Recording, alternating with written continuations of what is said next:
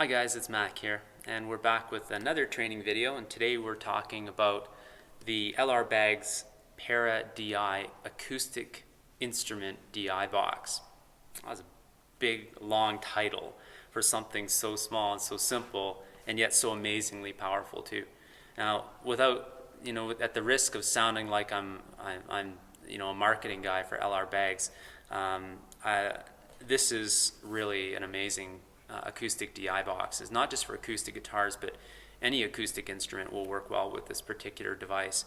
It's about the same size as a regular DI box, but you put this in your hand and you'll really feel the difference right away. It's got a high quality transformer inside it. It's all metal construction. This is a really high quality DI box that's going to give you high fidelity acoustic sound from any acoustic instrument. So guitar, bouzouki, mandolin, even a violin with a pickup in it. You can run through the Para DI, and it's going to sound amazing. I've done live sound and recording sound, recording engineering for many years, and I've seen loads of people coming in with these particular DIs in their kit box, in their kit bag, and it has always fared well in just about any situation. So commercial over, and now let's move into a walkthrough of this particular instrument, because I think this you're going to find is going to shine really well, and is going to become a favorite in your kit bag as well, as we're doing sound here at HHAC. So I want to do a little bit of a walkthrough before we put this particular DI into service. I think it's essential that you understand how this works, because this is not just your regular DOD, $50 DI, plug one end in, plug the other end out, and Bob's your uncle and off you go. This one actually has a lot of controls on it, and it's imperative that you understand how this works before you start using it, before you start plugging it in, because you can get yourself into a lot of trouble. And when the acoustic guitar players or other people that perhaps you're putting this DI on start looking at this thing, it's easy to become like a deer in the headlights. You're just looking at all these controls and going, I have no clue what this thing is doing, and you may just be tempted to put it away and go back to one of the old cheapo DI boxes. But I really encourage you to get your head around this particular DI box, understand each of the controls and how they're used. Watch this video over and over again so that you understand how to use it, and then plug it in and give it a go. This is an amazing DI box. Okay, so without further ado, here we go for the walkthrough. Okay, so the Baggs DI, let's just take a look at the input section first. We have a 1/4 inch input jack.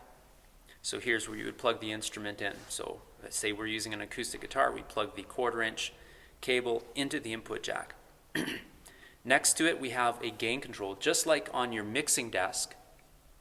Just like on your mixing desk, you have a gain control at the top of your channel EQ strip. You have a gain control here on this particular device as well, right next to the input. So you plug it in. The next thing you're going to do is you're going to input match. So you're going to set the gain. There's a preamp inside this, so you're going to raise the strength of the signal up to a usable level. So the signal coming in from the pickup system on the acoustic guitar, you're going to use the gain control to compensate for that, so you can get the highest signal to noise ratio that you can. So generally, I've found that if you start in at about 12 o'clock on the dial, for most instruments, that's a good starting point. So if you start at about 12 o'clock on the dial and then go from there, what you're looking for on the Baggs here is, this is not like a mixing desk where you have a channel VU meter strip where you can actually visually see what you're doing. You're going to have to use your ears and listen. So you raise the gain control up until you start to hear distortion, and then you back it off. Okay, so just to repeat that, use the gain control to get a solid signal to noise ratio to input match the signal coming from the guitar, so that you have a great signal to noise ratio coming out of the box and into your mixing desk. So if you do this correctly, it should make your job a lot easier at the mixing desk as well. So the way you're going to do it is you're going to start at about 12 o'clock and you're going to raise it up until you hear distortion. Once you hear distortion, you back it off again, and that should give you a pretty strong signal to noise ratio. Okay, so the next thing we're looking at is the effects loop. So just see if you can see that.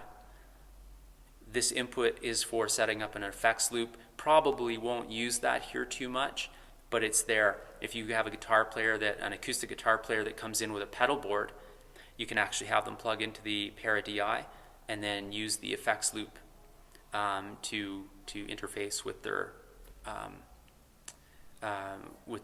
pedal board as well, or whatever particular pedals they have. And that way you're just getting the dry signal coming off their guitar, and then they're getting their own effects loop as well. The next beside that, we have the invert switch. This is a polarity reverse switch, and it's just either on or off. When it's out like this, you have phase normal or polarity normal, and when you push it in, you're phase reversed or polarity reversed. So the signal now goes 180 degrees out of phase. Why would I want to do that on an acoustic instrument? Well, if you're having trouble with feedback from the instrument, for instance, one of the first things you can do is, if you're in phase normal and you're finding that the guitar is just feeding back all the time, you can press the phase reverse switch in, and that may just take care of the problem for you.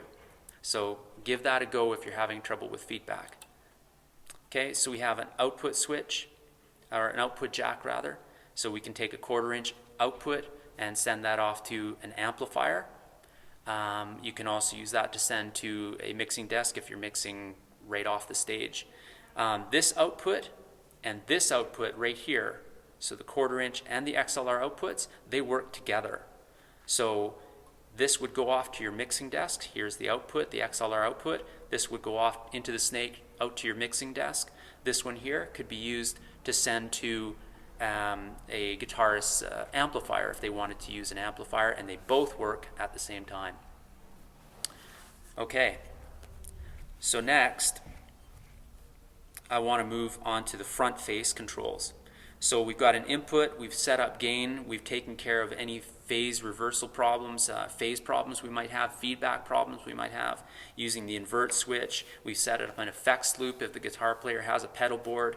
If they have an amplifier, we've sent a signal out to their output as well, and we've now connected the box to the mixing desk via the DI out XLR jack.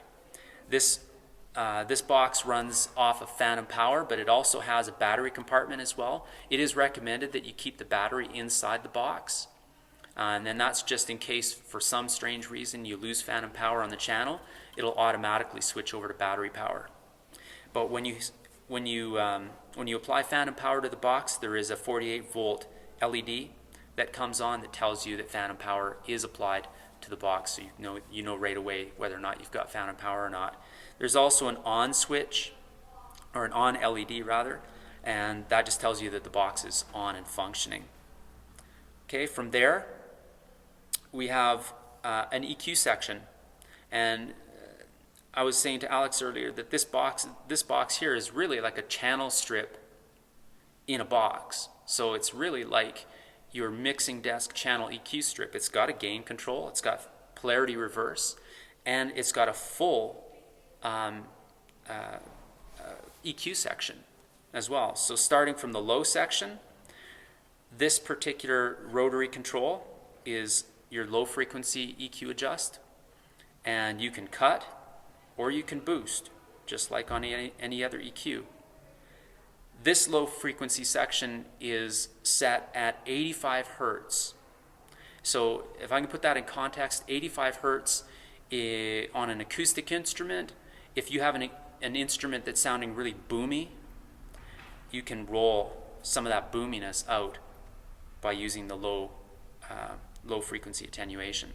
Or if the acoustic guitar or acoustic instrument you're using sounds a little weak in the low end and you need a little bit more fatness in the low end, you can give it a little bit of boost. Now just remember that just like any EQ, a high quality instrument or a high quality device like this takes very little. It's a little dab will do you, okay?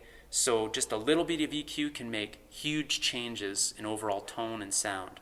So be really, really careful with EQ. Don't go to extremes. If you are going to extremes, it's probably because there's a problem somewhere else. You need to fix that problem rather than trying to use EQ to compensate for the problem. Okay, so low frequency, about 80 hertz, that's the frequency that's going to give you some fatness in the guitar, but if you boost it too much, you can also get a lot of boominess, okay, and that's not going to sit well in the mix at all. Okay, so then we move on, and we've got a notch filter. This corresponds to low-mid frequencies on our channel EQ strip. And here we can use the notch filter or the low-mid EQ section to adjust our low mids. It is connected, if you see here, it's got some lines going up to this section up here, and there are some letters, C, A, D, and B. Oh, need new glasses. And so these are corresponding to notes, okay, musical notes, and then everything in between. So what I can do is, if I'm finding that, say, the guitarist's A string is causing feedback, I can go here to A, and I can notch that out. If I find that the D string is causing some problems, I can go there and I can notch that out. I can also, you know, if there's areas on the guitar that are a little bit thin, I can also boost those as well. So if I find that my Ds just are getting washed out a little bit, you can boost them if you need a little bit more in that particular area. I'd be really careful. Low mids are, again, tricky to EQ right. It's in the mud range, and the acoustic guitar has a lot of information in that mud range as well. You don't want to take too much out of it or you'll make the guitar sound thin, but you don't want to put too much in or you'll clutter up your mix as well. So this one here you can use to really fine-tune the low mids.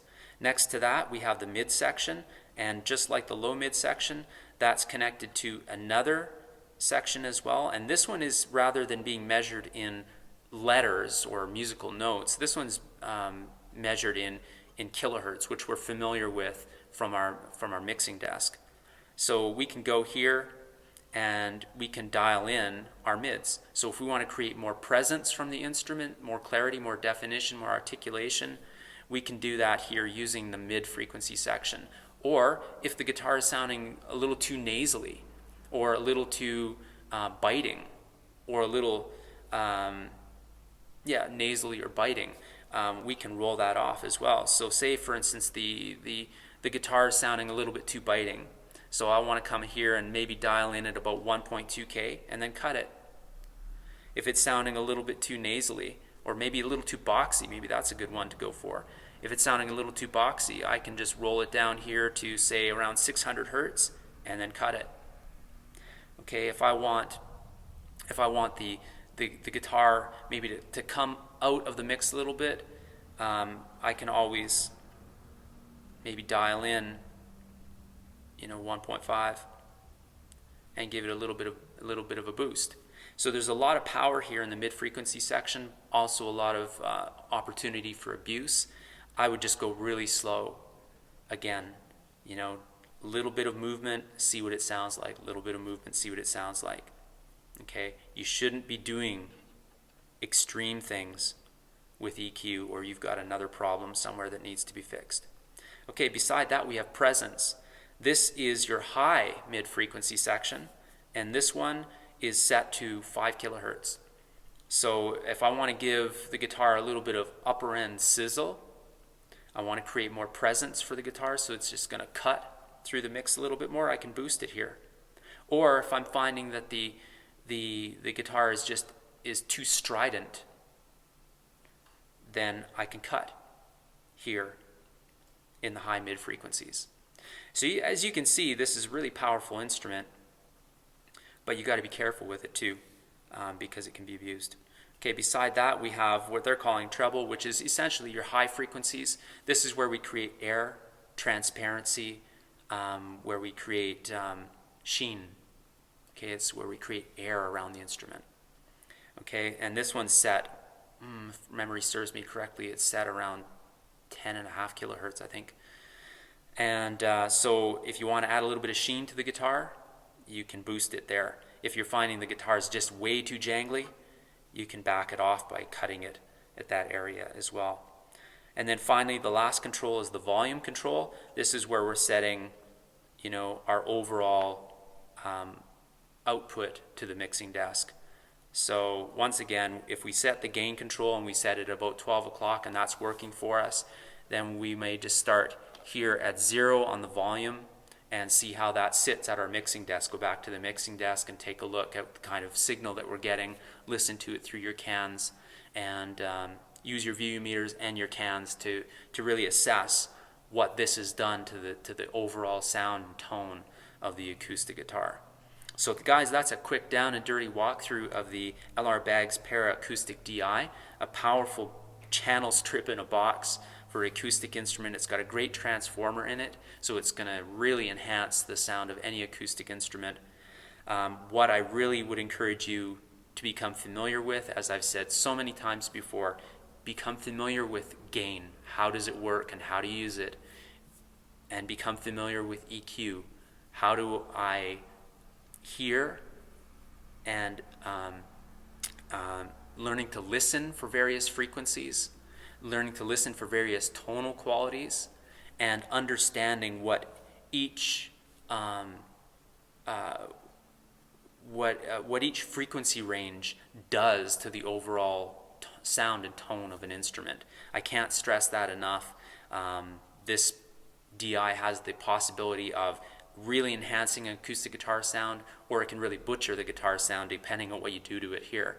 So, you know, watch this video over a couple times, really get it in your head, and then try this out on a Saturday morning, but give yourself time to play with it. Okay, don't just hook it up on a Saturday morning when you're in a rush, or on a Sunday morning when you're in a rush and say, I'm going to try out the Baggs this morning, and expect that you're going to figure this out in 2 seconds. If you've never used it, you've got to try it, you've got to experiment with it, you've got to work with the guitarist or with the instrumentalist. You've got to work with them and make sure that when you help them set this up to get the best overall sound that you can get, that it's not going to get messed around with during the gig as well, or you're going to find that your whole mix or the whole entire tone for the instrument can fall apart really quickly. So it can do a great job in enhancing your sound, but it can also work the opposite for you. So with that, I'm going to leave you to go ahead and play with the LR Baggs Para Acoustic DI. Have fun with it, and I know that this can make a really big difference in your overall mix. So until next time, I'll leave off and say peace.